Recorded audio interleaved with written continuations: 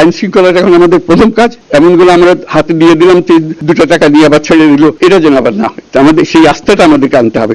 এর মধ্যে আমরা শুনলাম, আসার পথে শুনে আসছি যে এখানে আইন শৃঙ্খলার ব্যাঘাত হচ্ছে, মানুষকে আক্রমণ করছে, ঘর বাড়ি জ্বালিয়ে দিচ্ছে, সম্পদ জ্বালিয়ে নষ্ট করছে, চুরি করছে, দিয়ে যাচ্ছে, অফিস আদালতে আক্রমণ করছে, সংখ্যালঘুদের উপর আক্রমণ করছে, হিন্দু, বৌদ্ধ, খ্রিস্টান, আহমদিয়া সবার উপর আক্রমণ করছে। এগুলো হলো ষড়যন্ত্রের অংশ। এগুলো আমাদের বিষয় না। আমাদের কাজ হলো এটাকে রক্ষা করা, সবাইকে রক্ষা করা, এটাকে প্রতিটি মানুষ আমাদের ভাই, আমাদের বোন, তাদেরকে রক্ষা করা এবং আমাদের একটা শৃঙ্খলা ফিরিয়ে আসা। বিশৃঙ্খলা, সহিংসতা এগুলো হলো অগ্রগতির বড় শত্রু। আমাদের যে যাত্রা শুরু হলো সেই যাত্রার শত্রু।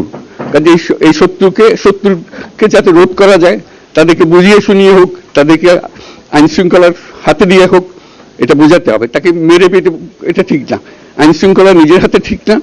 তাকে আমাদের আইন শৃঙ্খলা বাহিনী এমন হতে হবে, তাদের হাতে সুপর্দ করলে আমরা নিশ্চিন্ত থাকবো, তার একটা বিহিত হবে। এমনগুলো আমরা হাতে দিয়ে দিলাম, 2 টাকা দিয়ে আবার ছেড়ে দিল, এটা যেন আবার না হয়। আমাদের সেই আস্থাটা আমাদেরকে আনতে হবে। কাজে আইন শৃঙ্খলাটা এখন আমাদের প্রথম কাজ। এই আইন শৃঙ্খলা ঠিক না হওয়া পর্যন্ত এটা আমরা অগ্রসর করার জন্য পদক্ষেপ নিতে পারবো না।